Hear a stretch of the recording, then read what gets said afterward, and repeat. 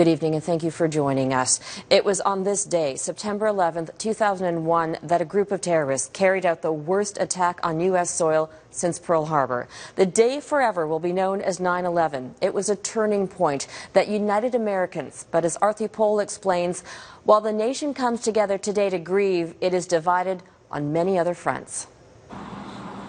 On this day, the silence is so loud in America,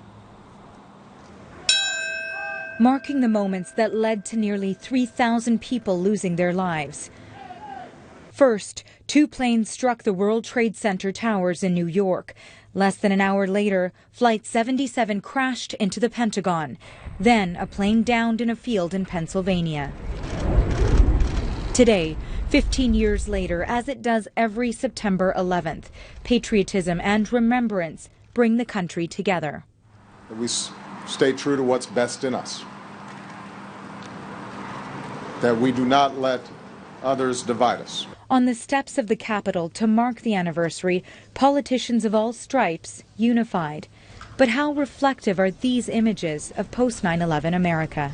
It's a very divided country right now. She says the opposing factions in the country, highlighted by a polarizing election cycle, can be traced back to the worst terror attack on U.S. soil. The September 11th attack in 2001 had a huge impact in creating some divisiveness in this country because it stoked a lot of fear. A Gallup poll of Americans' national pride has hit its lowest ever point this year.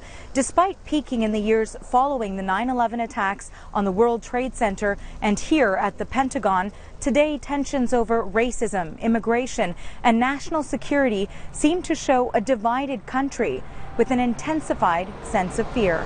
And I have a daughter who's 6 months old who I want her to experience everything this country has to offer. And the last thing I want is for her to live in fear of what could happen next. The country is on edge. There's mistrust between citizens, further fueled by inflammatory rhetoric in the presidential campaign. On a day that highlights the country's resilience, families of 9/11 victims have a message to rebuild the sense of community in America. People need to reconnect. The things we think separate us really don't. We're all part of this one earth in this vast universe. Ruth Ellen Kettler. Inspiration from one of the thousands who continue to grieve the losses of that day, but refuse to lose hope for the future.